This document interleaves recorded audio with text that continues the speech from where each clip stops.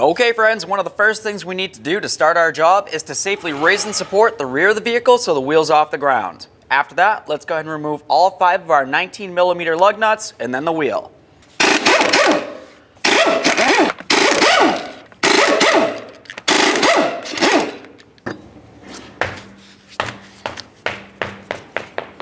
The next thing that we're going to have to do is try to push back our caliper piston a little bit. That's going to be located in this area here.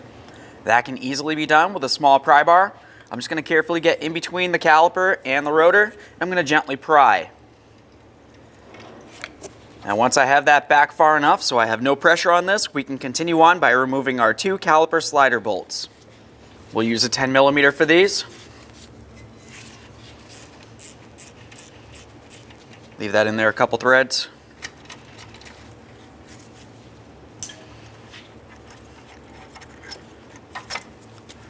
Remove and inspect your hardware, set it aside. Let's continue with that pry bar. For this aspect, we're going to come right up along the top here, in between the caliper and the bracket itself. I'm just going to gently pry on this.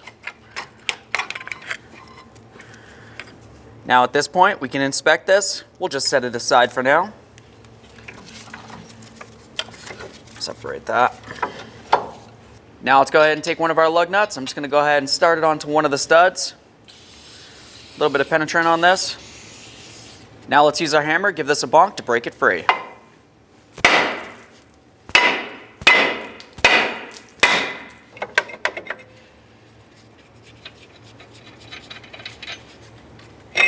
Remove your rotor. Now at this point we want to remove the tins that are on both of the ears right here. To do that I'll just use a hammer, my little chisel, pry bar, whatever you've got. We'll get underneath that area, we can set this aside, do the same to this one.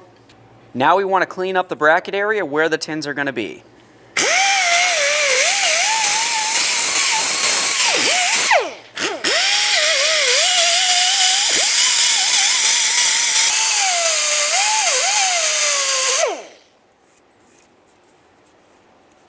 And I always like to get behind the backside, this area here. That's generally easiest to be done with a flathead screwdriver. Just try to chisel any of this crud right out of the way. Let's use a little bit of high temperature grease in these areas here. This is going to help with vibration dampening, noise reduction, and of course it'll help keep moisture from the area. Now let's just take one of our 4 tins here. Just going to start it right over this. Give it a couple loving bonks, make sure it's completely secured. Do the same to the other one. Let's get the rotor on here. I always take one of my lug nuts, I'm going to put it right on until it bottoms out. That's essentially going to hold the rotor from moving around on me. Now at this point, I'm going to go ahead and take the pads out of the caliper because I'm also doing a brake job, but you don't necessarily have to do this job. All you would do is just grab onto the slider and you can generally pop it right up and out of here. Now we can remove the slider and inspect it. The areas that you want to inspect are the shaft of the slider itself, and then on either side of it you can also see the groove where the boot needs to sit. You want to make sure it's clean and free of any debris. You can tell on this one I have a lot of rust on it. I want to make sure that I clean that up with the wire wheel so it looks more like the other side. That's going to help ensure that no debris or moisture make its way inside. Now the next thing we want to do is just take a nice small screwdriver and we're going to carefully try to get in between the caliper slider boot and this area here. Just going to go right in between there. You can see it coming through. If you needed to, you could try using a little bit of penetrant, but essentially all we want to do at this point is just try to get the boot to break free from the caliper itself. Just fold it. There's that boot. Set it aside. Once you have your boot out of there, I always just take a little bit of sandpaper, or you can use a bore brush. We're essentially just going to go ahead and clean up the inner aspect of this here so it's clean and free of any debris. Now we can take our brand new boot. For these, generally I just take them, I'll squeeze it in with my index and fold it, just like this.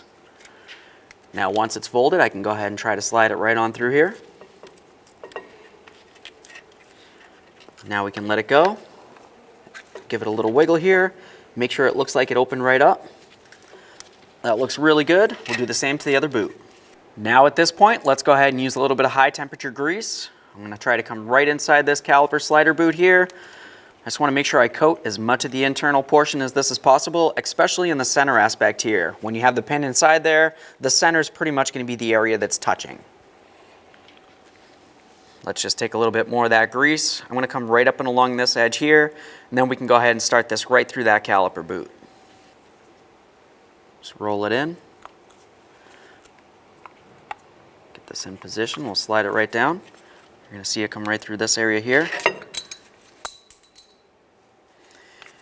Now we'll just work this back and forth. That's going to help make sure the grease is everywhere it needs to be. And then do the same on the other side. Now it's time to grab that caliper. We're going to go ahead and take it and put it right up and over the rotor here. Looking at the pads, you can see that it has those little cutouts. We want to make sure that those cutouts are sitting right over this bracket. That looks good. Now we're just going to go ahead and slide this right up and over. All right. Go ahead and grab onto your 2 caliper slider bolts. We'll start both of these in.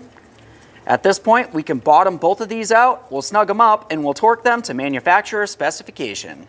Let's torque these to 24 foot-pounds. If you took this off of here, also put that on. Now we can get the wheel back up on here. We'll start all of our lug nuts on, bottom them out, get the wheel back on the ground, and then torque the lug nuts to 100 foot-pounds.